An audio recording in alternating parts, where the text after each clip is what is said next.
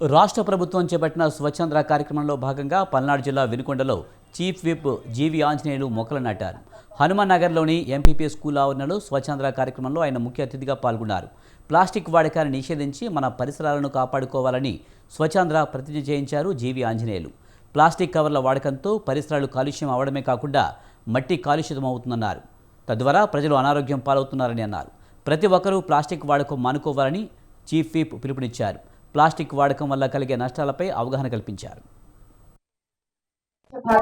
ఆంధ్రప్రదేశ్ సాధిద్దాం, స్వచ్ఛ వినుకొండని సాధిద్దాం, అలాగే స్వచ్ఛ దివస్ కార్యక్రమాన్ని విజయవంతం చేద్దాం. ఈ రోజు వినుకొండ సామాజిక సేవా కార్యక్రమాల్లో ప్రజలందరూ కూడా భాగస్వామ్యం కావాలని సందర్భంగా నేను కోరుతున్నా.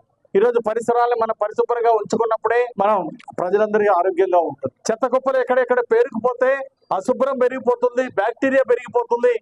దానివల్ల ప్రజల యొక్క ఆరోగ్యం కూడా దెబ్బతినే పరిస్థితి ఉంటుంది. కాబట్టి పరిశుభ్రంగా ఉంచడం అధికారుల బాధ్యత ఒక్కటే కాదు, అధికారులకు బాధ్యత ఉంటుంది. అలాగే ప్రజలు కూడా భాగస్వామ్యం అయినప్పుడే ఇది సంపూర్ణ విజయవంతం అవుతుందని ఈ సందర్భంగా తెలియజేస్తున్నా.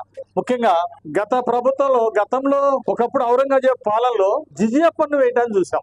అలాగే జుట్టు మీద పన్నేసిన వాళ్ళని చూసాం చరిత్రలో. కానీ చెత్త మీద పన్నేసిన వాళ్ళని గత ప్రభుత్వంలో వైసీపీ ప్రభుత్వం